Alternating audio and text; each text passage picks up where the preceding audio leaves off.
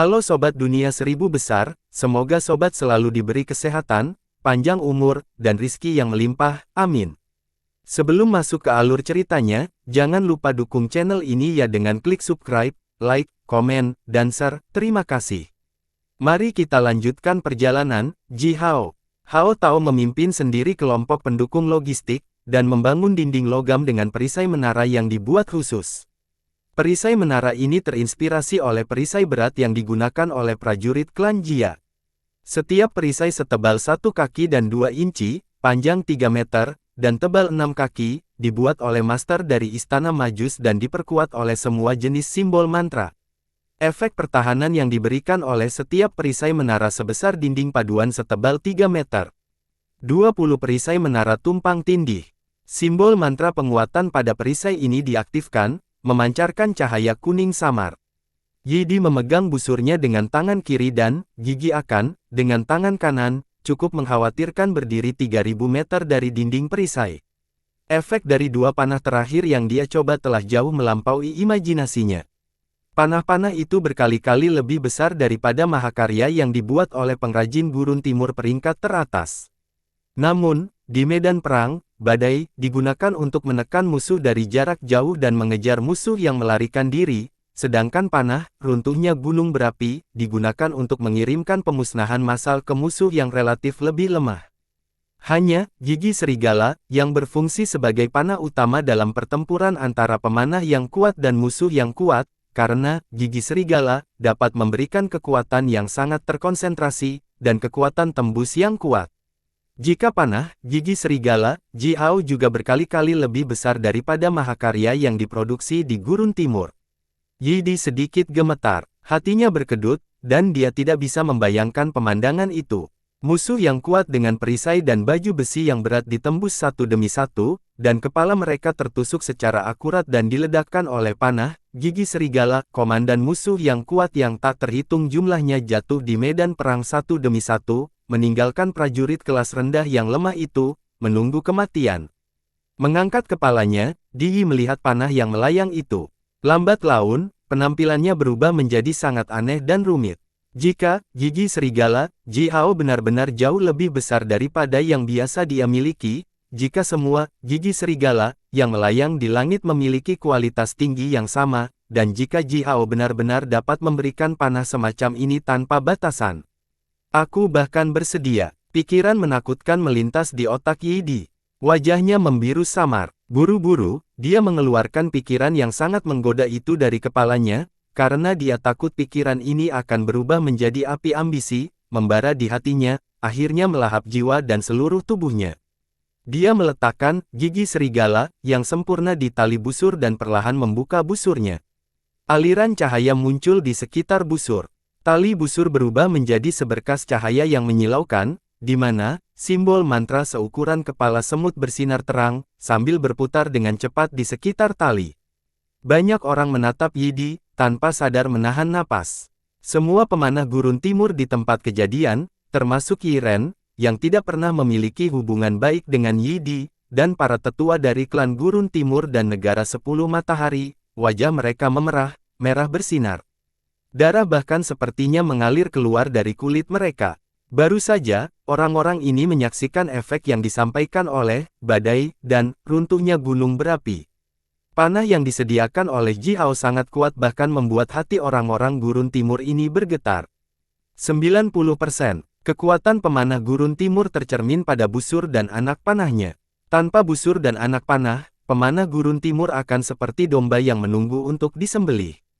Tetapi dengan busur yang kuat dan panah yang cukup, seorang pemanah bisa menjadi mesin pembunuh paling menakutkan dalam pertempuran. Panah yang melayang di langit ini, jika semuanya sebesar keduanya yang ditembakkan oleh Yi Di barusan. Jika semua panah ini mendarat di tangan Yi Di, seberapa kuat dia akan menjadi? Pemanah elit gurun timur yang tak terhitung jumlahnya akan dengan penuh semangat bergabung dengan pasukan Yi Di hanya untuk panah ini, dengan cara apapun. Bagi pemanah gurun timur, panah simbol mantra yang kuat bahkan lebih menarik daripada uang dan gadis cantik. Untuk panah yang lebih baik, mereka akan memberikan apapun yang mereka miliki. Istirahat. Yi Di meraung keluar dan melepaskan panahnya. Panah itu merobek udara dan memulai suara desir yang menusuk telinga. Setelah itu, cahaya kuning yang dipancarkan dari 20 perisai menara di depan meredup. Bang! Sebuah lubang seukuran kepalan tangan diledakkan terbuka di tengah setiap perisai secara bersamaan. Seberkas cahaya yang menyilaukan menembus 20 perisai, berteriak ke depan hingga 10 mil, dan menghantam dinding pagar sebuah bangunan. Simbol mantra bengkok besar berkilau di dinding pagar kayu, segera menciptakan layar sihir pelindung setebal 3 kaki. Cahaya panah menembus layar ajaib dan meninggalkan lubang di dinding pagar. Raungan binatang buas yang marah naik langsung ke langit, bersamaan dengan itu, seekor beruang bersayap terbang keluar dari balik dinding. Panah, gigi serigala, yang bersinar redup tertancap di pantat gemuk beruang itu, tenggelam ke dalam kulit beruang sedalam 5 kaki. Aliran darah menyembur keluar di sepanjang batang panah. Untungnya, beruang terbang dari klan Yu Chong kuat dan besar, dan kulit serta bulu mereka bahkan lebih kuat dari baju besi. Jika yang ditembak oleh gigi serigala adalah prajurit manusia biasa, tubuhnya sudah tertusuk. Beruang itu menderita tembakan panah tanpa alasan, tanpa ragu, itu marah. Dengan mata merah, beruang itu menerkam Yi Di, mengepakkan sayap raksasanya dan memulai badai yang dahsyat. Xie Zi tiba-tiba maju selangkah dari samping Hao Tao dan mengeluarkan raungan yang jelas dan bergema. Mendengar raungannya, beruang itu langsung gemetar, lalu kemarahannya memudar dari mata beruang itu. Dengan kemarahan yang tersisa, beruang itu mendarat di tanah, meraung dengan suara yang dalam dan bergemuruh sambil tetap memperhatikan Yi Di.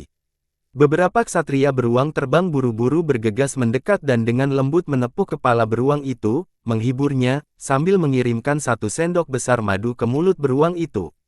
Beruang itu mengunyah madu, bersenandung dan dengan patuh berbaring di tanah. 20 perisai menara, dan layar ajaib. Layar ajaib sama dengan 30 perisai menara. Yi Di menatap lubang pada perisai di depannya dengan keterkejutan yang mendalam. Dia tidak menggunakan kekuatan sihir apapun, dan kekuatan tembus yang besar berasal dari panah itu sendiri. Jika ditambahkan dengan kekuatan sihir, kekuatan penetrasi panah akan dinaikkan 10, bahkan 100 kali lipat, yang bahkan bisa membunuh penyihir ilahi lapis baja berat dengan 1 tembakan. Gigi serigala, yang dibuat oleh pembuat panah paling kuat di Gurun Timur dapat menembus paling banyak 15 perisai menara sebelum hancur. Tapi panah yang disediakan oleh Ji Hao berhasil memecahkan 20 perisai menara dan formasi sihir pertahanan, yang setara dengan 30 perisai menara. Setelah itu, pedang itu menembus tubuh beruang terbang sejauh 5 kaki, yang terkenal dengan kulit dan bulu seperti baju besi mereka. Bahkan setelah semua ini, panah itu tidak hancur, meskipun cahaya poros sedikit meredup. Jelas, pedang, gigi serigala, yang disediakan Ji Hao tidak hanya memiliki kekuatan tembus yang luar biasa kuat, kualitasnya juga sangat tinggi.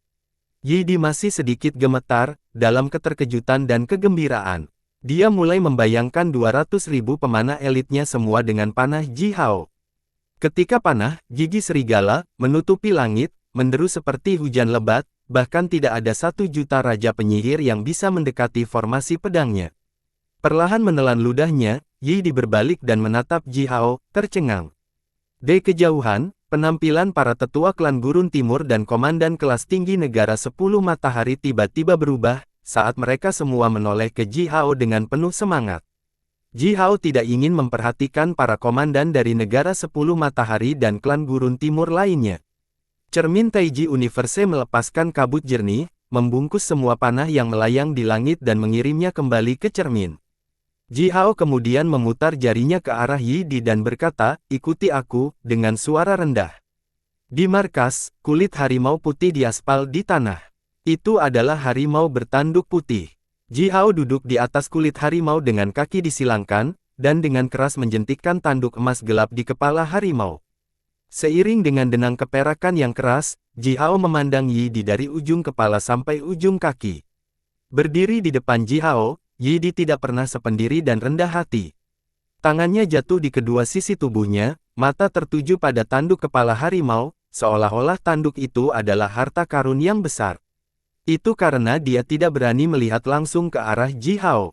Ji Hao telah menunjukkan kekuatannya.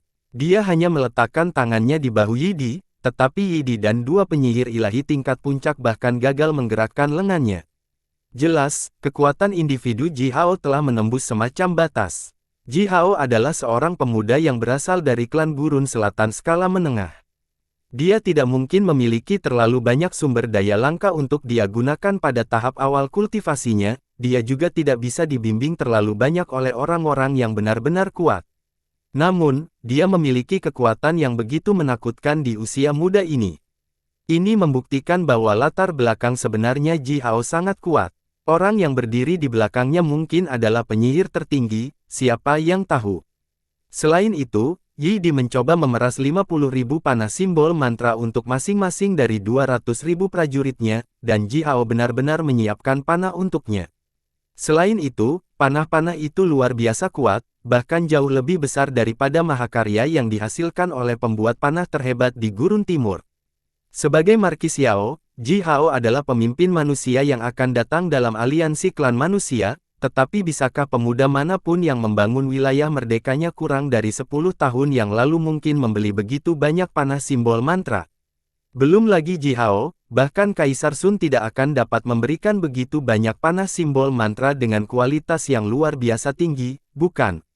Terlepas dari semua hal di atas, semua panah itu dibuat dengan sempurna, dan sangat sempurna. Bisakah pengrajin melakukan itu? Di mata Yi Di, Ji Hao sekarang tertutup awan gelap tebal, yang telah menekannya, melumpuhkannya untuk melihat wajah asli yang terakhir. Sungguh pria yang menakutkan, dia telah menyembunyikan kekuatannya dengan sangat baik. Tidak heran Yi Sen dan Yi Tian, yang memiliki masa depan yang cerah namun menentang Ji Hao, keduanya meninggal karena dia. Kamu harus berterima kasih padaku. Ji Hao mengeluarkan 2 pil ajaib yang melingkar dalam kabut merah darah, dan melemparkan ke sepasang ular api yang melingkar di pundaknya. Ji Hao membakar makhluk roh jenis air yang tak terhitung jumlahnya dengan kuali penciptaan Taiji, lalu membuat pil ini dengan darah roh mereka. Kedua ular itu menelan pil itu, dengan bersemangat menggelengkan kepala. Setiap sisik dari kedua ular itu berdiri tegak, dengan untaian tipis daya tembak yang mengembang keluar dari bawah mereka. Saya mau. Yi Di merenung dengan hati-hati, lalu dengan sopan mengangguk kepada Ji Hao, setuju dengan apa yang dia katakan. Yi Sen dan Yi Tian, jika mereka tidak mati, kamu dan Yi Ren tidak akan memiliki kesempatan untuk mengambil alih kekuatan terbesar Gurun Timur, kata Ji Hao sambil menatap Yi Di dengan serius. Oleh karena itu, kamu harus berterima kasih padaku, alih-alih cukup bodoh untuk melihatku sebagai musuhmu, untuk membenciku dan ingin membangun tahtamu dengan kepalaku, sama seperti para tetua kamu yang mungkin otaknya rusak. Tersenyum mencemooh, Ji Hao melanjutkan dengan suara dingin, sejujurnya, pertama, kamu tidak bisa membunuhku, kedua, jika kalian orang-orang Gurun Timur benar-benar membunuhku dengan cara apapun, semua klan Gurun Timur akan menghadapi bencana yang merusak. Percaya atau tidak, hati Yi Di bergerak-gerak. Melihat wajah percaya diri Ji Hao dan memikirkan semua hal luar biasa yang telah dia lakukan dan kekuatan luar biasa yang telah dia tunjukkan selama bertahun-tahun ini, Yi Di menyeringai malu dan berkata, para tetua kita mungkin terlalu santai. Mereka bodoh. Ji Hao menyilangkan kakinya dan mencubit ekor kedua ular api, membuat simpul busur dengan ekor mereka. Kedua ular itu tersentak keras, menatap Ji Hao dan menunjukkan bagian putih mata mereka. Tuan Gagak berjongkok di kepala Ji Hao, menatap kedua ular itu. Dia berbakul seperti bebek, menertawakan dua benda kecil yang malang yang telah mencoba membuka ekor mereka namun gagal berulang kali. Yi Di tetap diam cukup lama. Dia menyipitkan matanya dan dengan hati-hati meninjau semua konflik yang terjadi antara Ji Hao dan Negara 10 Matahari, dan penyebab konflik tersebut. Akhirnya, dia perlahan mengangguk dan berkata, bersama-sama, klan Gurun Timur sangat kuat, Negara 10 Matahari adalah dominator Timur. Gurun Timur memiliki satu suara, satu akan. Gonggong dari Gurun Utara dan Zurong dari Gurun Selatan, mereka adalah musuh bebuyutan satu sama lain. Mereka telah menekan satu sama lain dan mengkonsumsi kekuatan satu sama lain, tetapi Gurun Timur tidak memiliki musuh. Terengah-engah panjang, Yi Di melanjutkan dengan kejahatan yang dalam, Gurun Timur tidak memiliki musuh, ia memiliki satu suara, satu kehendak. Oleh karena itu, Gurun Timur kuat. Semua kaisar manusia menghormati Gurun Timur, dan karena itu, Negara 10 Matahari bertindak selama bertahun-tahun dengan sombong.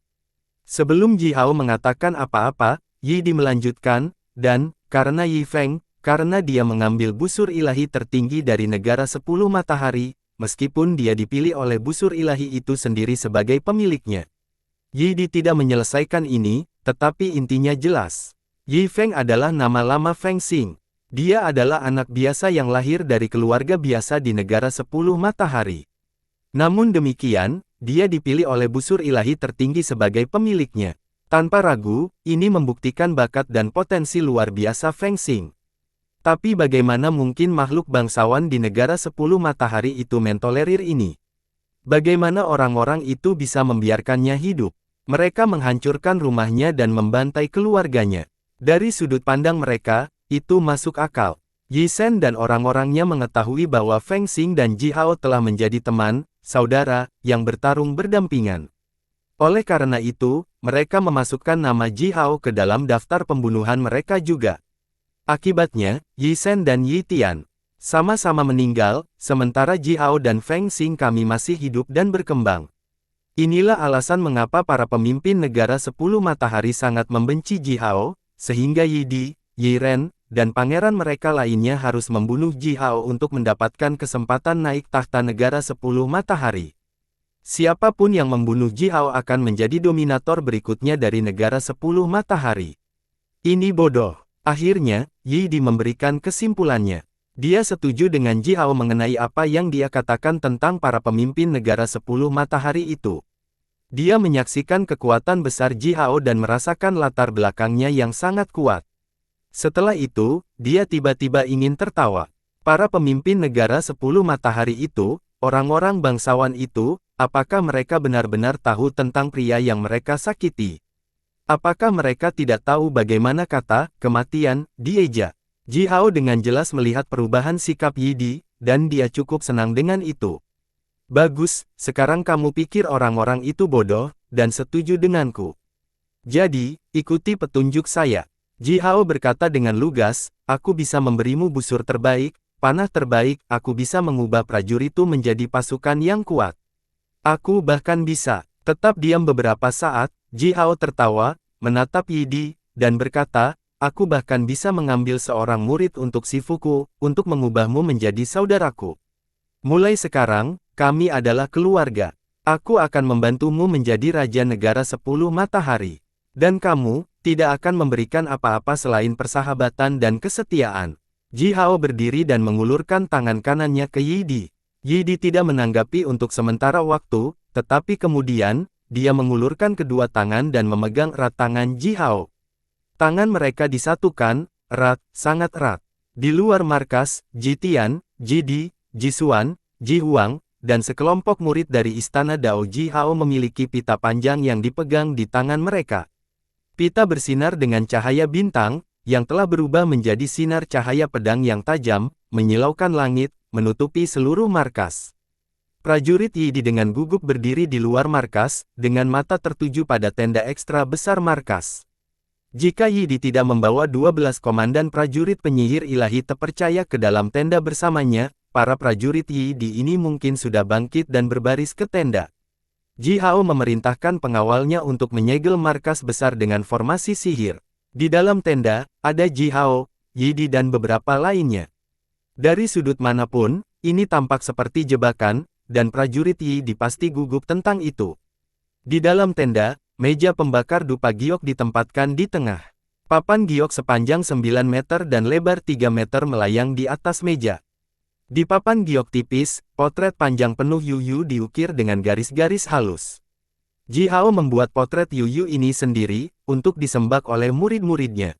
Di papan giok, Yu Yu mengenakan jubah merah dan menginjak awan, dengan cetak biru formasi pedangnya melayang di atas kepalanya, dan 4 pedang melayang di sekelilingnya. Dia membawa kalabash anggur merah cerah dengan tangan kirinya, dan tangan kanannya terangkat. Jari telunjuk dan jari tengah diluruskan, menunjuk ke langit. Senyum tipis terlihat di wajahnya yang tampan, terlihat sangat dunia lain. Di sisi kanan papan giok ada sederet karakter kuno seukuran ibu jari, Tuan Shifu Yu Yu. Karakter-karakter itu bertatahkan bubuk emas yang dicampur dengan cinnabar, dan bersinar agak terang. Pembakar dupa giok kecil ditempatkan di tengah meja. Ji Hao menyalakan 3 dupa ambergris buatan tangan, memegangnya di tangannya, dan diam-diam berdiri di depan papan giok. Dia berdoa sebentar, dan selanjutnya, memasukkan dupa ke dalam kompor. Yi Di melakukan persis seperti yang dilakukan Ji Hao. Tidak biasa, dia menyalakan 3 dupa dan memasukkannya ke dalam kompor. Kemudian, mengikuti Ji Hao, dia bersujud 3 kali ke arah potret Yu Yu, lalu tetap berlutut, tanpa melakukan gerakan lain. Ji Hao berdiri dan mengambil penggaris giok panjang, mencambuk bahu Yi Di dengan keras. Yi Di, sekte kami mengikuti aturan yang jelas dan ketat, namun, setiap aturan masuk akal. Anda perlahan-lahan akan terbiasa dengan aturan lain, tetapi sekarang saya mengajukan satu pertanyaan kepada Anda. Hormati sifu kami dan jangan pernah mengkhianati, bisakah kamu melakukan itu? Yi Di berlutut di tanah, tangan bertumpu di pangkuannya saat dia menjawab dengan suara cerah, aku bisa. Ji Hao mencambuk bahunya lagi dengan penguasa itu dan terus bertanya, bersahabat dengan saudara-saudarimu, peduli dan lindungi generasi muda anggota sekte, bisakah kamu melakukan itu? Yi Di dengan serius mengangguk.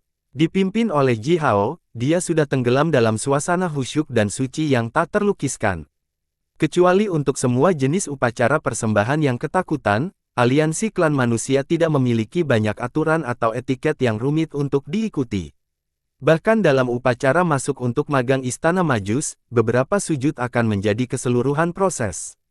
Ji Hao menyalakan dupa dengan sangat sungguh-sungguh, dia berlutut, bersujud, dan dengan serius melakukan serangkaian ritual. Dengan melakukan ini, dia langsung menarik Yi Di ke dalam keadaan aneh yang benar-benar baru. Yi Di tidak tahu siapa Yu Yu, tetapi semua formalitas yang dilakukan Ji Hao ini dengan jelas mengatakan kepadanya bahwa pendeta Yu Yu adalah masalah besar. Sektenya adalah masalah besar, dan semua muridnya luar biasa. Ditambah dengan kekuatan individu Ji Hao dan semua panah simbol mantra mengejutkan yang dia berikan, Yi Di sudah mulai mengagumi Yu Yu dan sektenya, bahkan sebelum dia secara resmi menjadi murid Yu Yu. Saya bisa. Yi Di menanggapi pertanyaan Ji Hao dengan tegas. Ji Hao terus mengajukan pertanyaan, sementara Yi Di terus menjawab. Setelah sekitar 10 pertanyaan, Ji Hao mengetuk kepala Yi Di dengan penggaris dan menyuruhnya untuk bersujud pada potret Yu Yu beberapa kali lagi.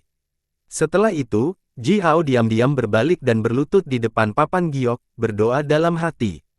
Di kepalanya, dia memberitahu Yu Yu segalanya tentang bagaimana dia bertemu Yi Di dan mengapa dia membawa Yi Di ke sekte.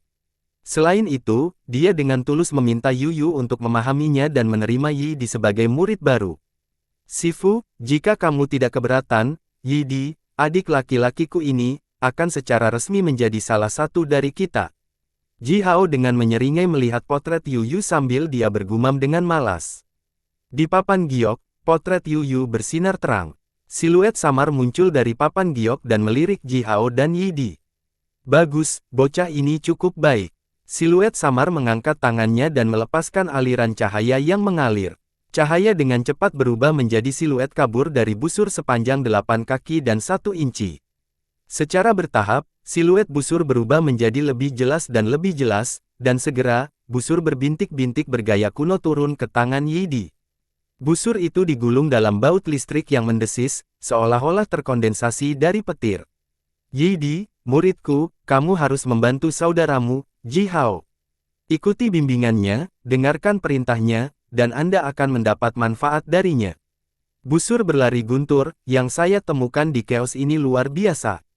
Anggap itu sebagai hadiah. Siluet itu mengarahkan jarinya ke bawah dan mengirimkan aliran cahaya lain, mengalir ke dahi Yi Di. Yi Di gemetar, saat dia merasakan seni panahan magis yang tak terhitung jumlahnya melonjak ke kepalanya seperti air pasang. Semua seni panahan yang tak terbayangkan itu jauh lebih maju daripada yang dia pelajari di Eastern Wasteland. Seni panahan di Gurun Timur hanyalah keterampilan, tetapi yang diberikan Yu Yu padanya adalah Dao.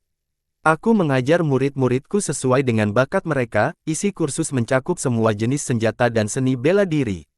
24 panahan istilah surya, yang saya buat ini baru saja menunggu pemiliknya, dan sekarang, tugas Anda untuk meneruskannya ke depan. Saat itu, saya pernah bertemu dengan leluhur negara 10 matahari Anda, Dewa Kuno Grit Yi. Seni panahannya mengguncang alam semesta, namun, aku, Sifumu, tidak lebih buruk darinya. Mungkin, suatu hari, kamu akan disebutkan dalam nafas yang sama dengan Yi Agung karena pencapaianmu. Kata siluet itu dengan suara rendah. Kemudian, siluet itu bergabung kembali ke papan giok. Yi Di dengan gemetar memegang busur yang berlari guntur dan dengan keras bersujud ke papan giok selama lebih dari 100 kali. Di belakangnya, 12 komandan prajurit sudah benar-benar tercengang. Seorang pemuda yang tampak berguna berteriak langsung karena terkejut, busur berlari guntur. 24 istilah surya memanah. Saat itu, seorang pria aneh pernah memaksa leluhur Grid Yi untuk menjatuhkan busurnya dan mengakui kekalahan hanya dengan 3 tembakan panah. Grid Yi juga kehilangan 10.000 tong anggur terbaik untuk pria itu. Mendengar ini, Ji Hao gemetar kaget dan hampir jatuh langsung ke tanah. Apakah Yu Yu melakukan hal seperti itu? Memaksa Grid Yi untuk menjatuhkan busurnya dan mengakui kekalahan dengan 3 tembakan panah. Tapi Yi Agung adalah dewa ilahi yang kuat, dan terkenal dengan panahannya yang hebat. Yu Yu melakukan itu hanya untuk 10.000 tong anggur. Namun, itu terdengar benar-benar seperti sesuatu yang akan dilakukan Yu Yu. Yi Di mengangkat kepalanya, dan bahkan tidak bisa mempercayai telinganya sendiri. Apakah si Fuku pria aneh itu? Orang yang mengalahkan Yi besar. Apakah ini benar-benar busur yang mengalir guntur? Salah satu dari 10 busur ilahi kuno yang terkenal. Tanya Yi Di kepada komandan prajurit. Jiwa leluhurku, Markis Ir. Tidak, saudara Ji Hao, siapa si Fuku kita?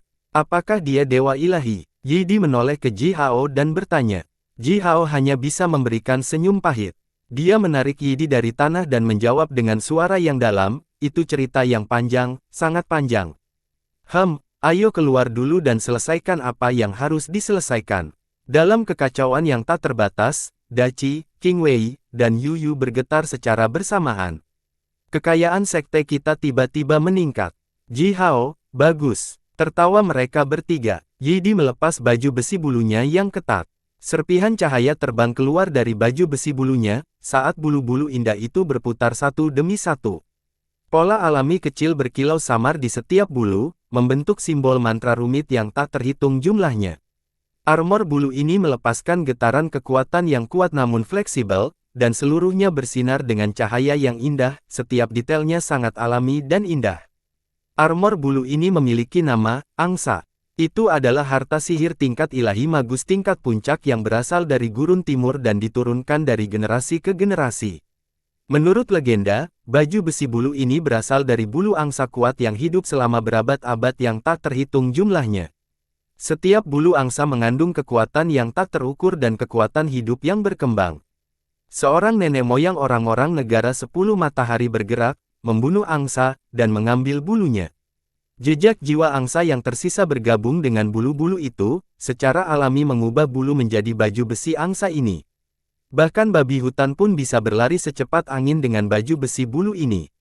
Tidak peduli seberapa besar dan kikuk babi hutan itu, mengenakan baju besi bulu ini, ia bisa berlari dengan cepat dan tenang, tanpa mengeluarkan suara. Armor bulu ini juga memiliki kekuatan pertahanan yang luar biasa. 10 penyihir ilahi tingkat tinggi dapat bergandengan tangan dan meluncurkan serangan kekuatan penuh pada baju besi bulu, dan serangan itu bisa berlangsung selama 3 hingga 5 menit, tetapi bahkan satu bulu pun pada baju besi ini tidak akan terluka. Bulu itu secara alami dapat menciptakan medan gaya badai, yang berarti bulu dapat mengangkat angin puyuh ganas 300 meter di sekitar penggunanya. Dalam jangkauan ini, setiap serangan tingkat rata-rata akan dicabik-cabik oleh angin puyuh. Ini adalah baju besi ajaib yang sangat berharga. Negara 10 Matahari adalah negara kaya, selama bertahun-tahun terakhir yang tak terhitung jumlahnya, banyak orang mencoba menyalin baju besi bulu ini, tetapi semuanya gagal, membuang-buang banyak bahan secara gratis. Ini juga baju besi yang berlumuran darah. Karena tidak ada yang berhasil menyalinnya, banyak pemanah kuat dari negara 10 Matahari pergi jauh ke dalam hutan dan hutan, berburu semua jenis burung yang kuat dan mencari baju besi yang serupa. Orang-orang itu membunuh burung cantik yang tak terhitung jumlahnya, namun tidak mencapai apa-apa. Yi Di adalah keturunan langsung dari pemanah kuat yang membunuh angsa kuat itu saat itu. Di antara semua keturunan pemanah itu, Yi Di memiliki garis keturunan paling murni. Dia cukup berbakat, mencapai level yang luar biasa di usia muda. Itulah sebabnya para tetua keluarganya menghadiahkan baju besi angsa kepadanya. Saudaraku, itu tidak akan berhasil. Kata Yi dilugas kepada Ji Hao, harta karun ini dibuat secara alami dan tidak dapat disalin. Nenek moyang saya menyia-nyiakan bahan yang tak terhitung jumlahnya, tetapi mereka bahkan tidak berhasil membentuk sesuatu seperti itu. Menyerahkan baju besi angsa kepada Ji Hao dengan kedua tangan, Yi Di melanjutkan dengan murah hati, saudaraku, jika kamu menyukainya, ambil saja. Ji Hao mengambil alih baju besi itu, lalu dengan mudah menjentikkan dahi Yi Di dan berkata, untuk apa aku membutuhkan hartamu? Saya hanya ingin mempelajarinya. Prajuritmu memang kuat, dan dengan panahku, mereka bisa menjadi sangat kuat. Namun, kekuatan pertahanan mereka perlu ditingkatkan. Kekuatan yang kuat dan pertahanan yang kuat, seperti itulah kekuatan elit yang sebenarnya. Ji Hao memerintahkan 12 komandan prajurit untuk melepas baju besi bulu mereka juga, lalu mengirim mereka keluar dari markas, bersama dengan Yi Di. Duduk di tenda dengan kaki bersilang, Ji Hao melemparkan 13 baju besi bulu ke dalam kuali 5 warna, sambil mengklasifikasikan semua bahan aneh yang telah dia kumpulkan. Segera, Ji Hao menumpuk setiap jenis bahan ke bukit kecil di sekelilingnya. Di luar tenda markas, melihat Yi Di dan komandan prajurit itu bangun, para prajurit 10 negara matahari itu secara bersamaan menghela nafas lega, karena mereka semakin gugup. Para prajurit itu berjalan dengan tergesa-gesa. Beberapa komandan kelas tinggi mengepung Yi Di dan mulai mengajukan segala macam pertanyaan. Tuhan, Markis Yao menahanmu di sana untuk waktu yang lama. Apakah dia memainkan trik? Tuhan, engkau harus berhati-hati. Markis Yao brutal. Pahlawan gurun timur yang tak terhitung jumlahnya telah jatuh di tangannya. Jangan biarkan dia membodohimu. Tuhan, Anda harus ingat apa yang dikatakan para tetua kami, siapapun yang mengembalikan kepala Markis Yao akan menjadi pemilik negara 10 matahari berikutnya. Yi Di tetap diam dengan wajah gelap. Dia mengulurkan tangannya dan menamparkan kepala masing-masing komandan ini. Dia tidak melakukannya dengan lembut. Sebaliknya, dia menamparkan keras dan membuat para komandan itu berteriak kesakitan. Apa yang kamu bicarakan, Markis Yao? Mengundangku masuk dengan baik. Yi Di membusungkan dadanya, dengan bangga mengeluarkan busur yang mengalir guntur, dan berkata, lihat harta karun ini. Ini adalah busur lari guntur, salah satu dari 10 busur ilahi kuno di dunia. Ini adalah busur penggerak guntur, hanya sedikit lebih lemah dari busur ilahi tertinggi terbesar di negara kita. Dan ini adalah hadiah dari Markis Yao. Mendengus dingin, Yi Di melirik Yi Ren dengan mengancam, yang telah menatapnya dari kejauhan. Dengan sengaja meninggikan suaranya, Yi Di melanjutkan, Markis Yao Ji Hao adalah teman kita mulai sekarang. Tidak ada yang diizinkan untuk berbicara buruk tentang dia di depanku. Tidak ada yang boleh diam-diam berbicara buruk tentang dia juga. Secara keseluruhan, Markis Yao adalah keluarga kami sekarang. Mulai hari ini, kalian semua harus mendengarkan permintaan Markis Yao dan mengikuti jejaknya. Dengan senyum cerah, Yi Di mengeluarkan beberapa gelang luar angkasa dengan kapasitas besar dan menyerahkan kepada beberapa komandan di sekitarnya. Terkandung dalam gelang ini tidak lain adalah panah simbol mantra yang dibuat Ji Hao dengan kuali 5 warna. Beberapa komandan terpercaya menahan napas, lalu membagikan panah ini kepada para prajurit di bawah komando mereka dengan hati-hati namun bersemangat. 200.000 prajurit elit di bawah komando langsung Yi Di masing-masing mencapai 50.000 panah simbol mantra. Dengan sejumlah besar panah simbol mantra yang kuat, efisiensi pertempuran para prajurit ini meningkat beberapa kali lipat. Dalam beberapa jam, barak tempat tinggal Yi Di menjadi riuh seperti pasar. Banyak komandan kelas tinggi gurun timur datang menemuinya, semuanya dengan ekspresi wajah yang rumit dan rahasia.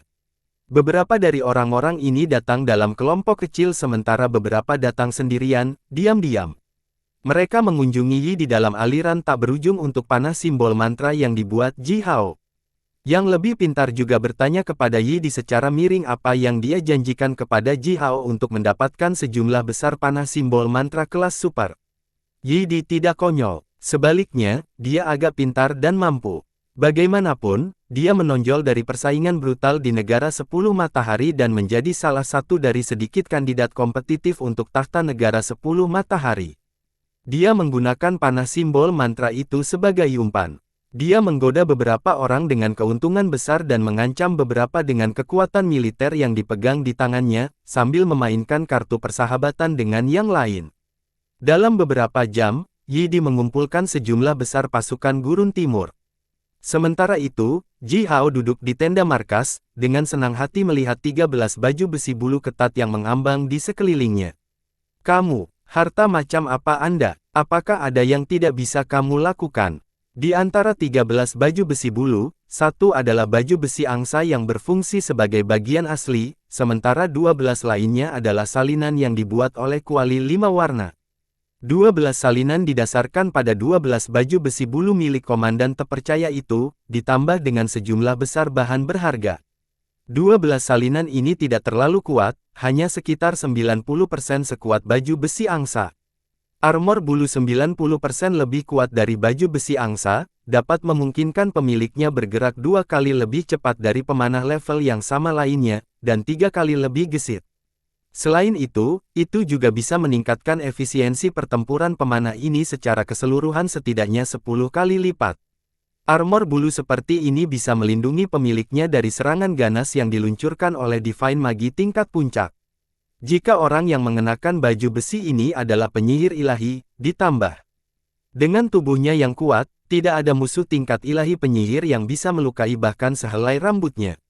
Bahkan jika yang mengenakan baju besi ini hanyalah seorang penyihir senior, dengan pertahanan yang disediakan oleh baju besi bulu ini, penyihir senior ini bisa bertahan dari serangan kekuatan penuh yang diluncurkan oleh penyihir ilahi tingkat tinggi untuk beberapa kali. Musuh tingkat Magus King dan tingkat senior tidak mungkin menimbulkan ancaman apapun bagi Magus senior ini. Jika semua prajurit dalam pasukan mengenakan baju besi bulu seperti ini, selama komandan tingkat ilahi penyihir di pasukan ini dapat menjepit semua musuh tingkat ilahi penyihir selama pertempuran, pasukan ini tidak akan pernah dikalahkan. Itu akan menjadi pasukan besi yang menakutkan dan tak terkalahkan. Hebat, benar-benar hebat. Tapi harta macam apa kamu? Ji Hao sedikit terkejut dan bingung.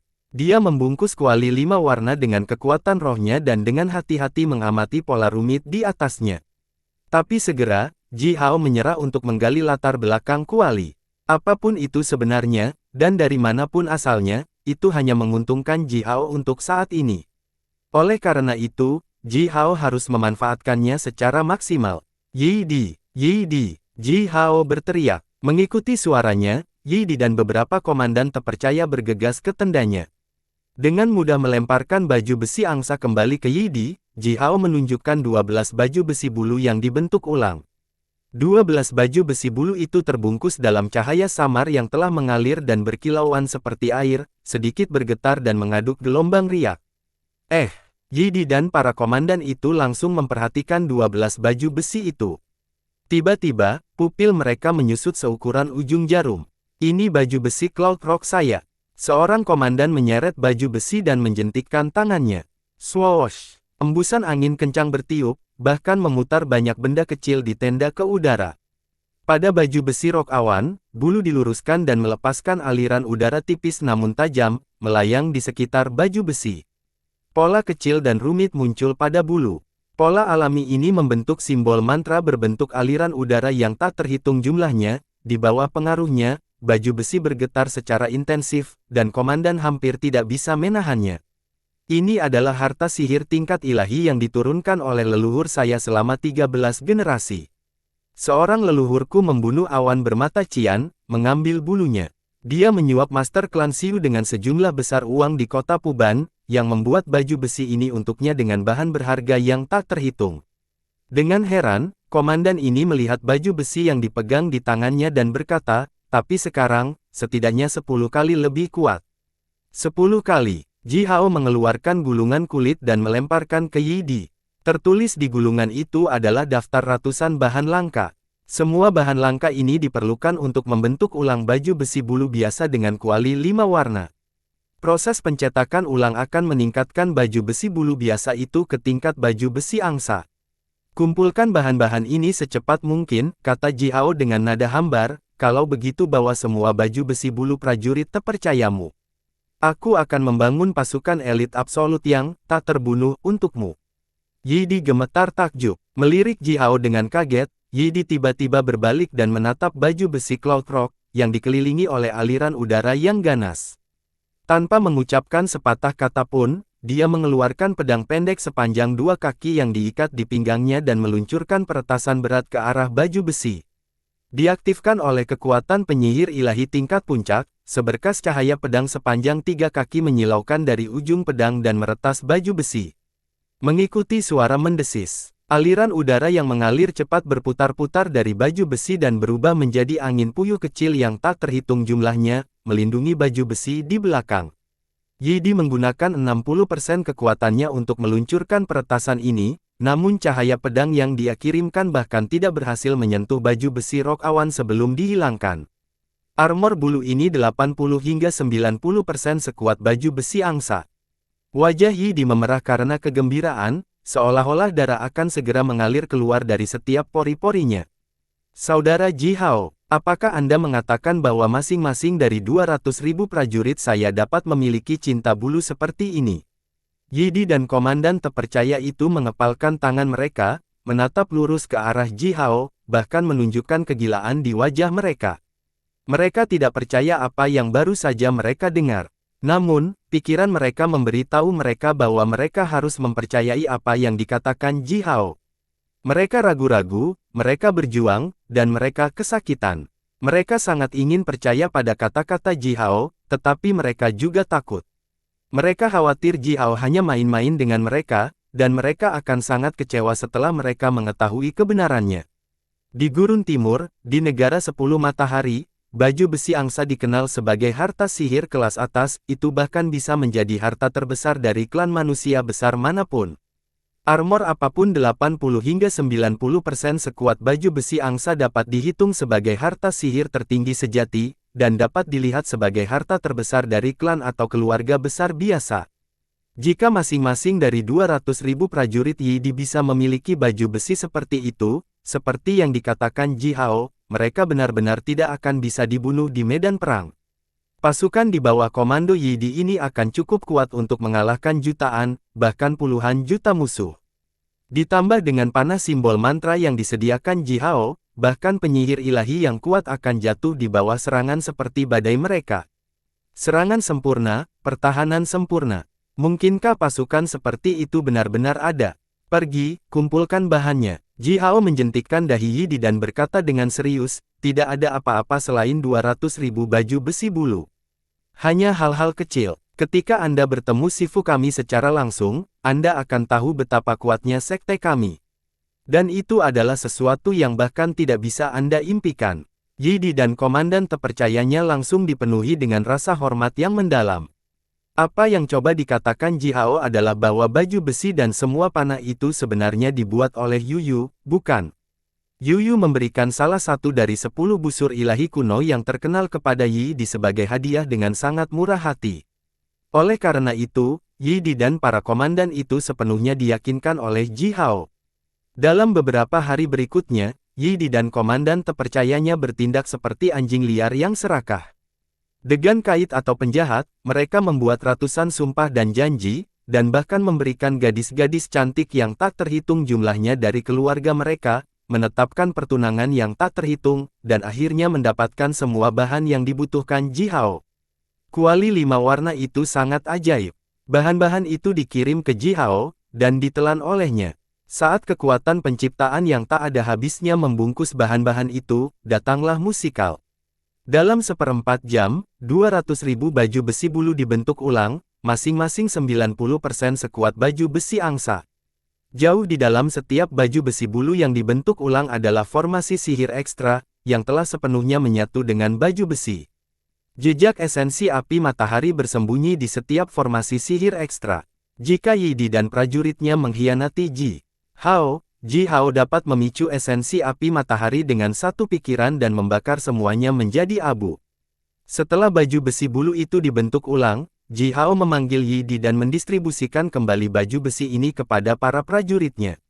Dengan baju besi bulu yang dibentuk ulang ini, kekuatan 200.000 prajurit elit di bawah komando Yi Di langsung dan sebagian besar ditingkatkan.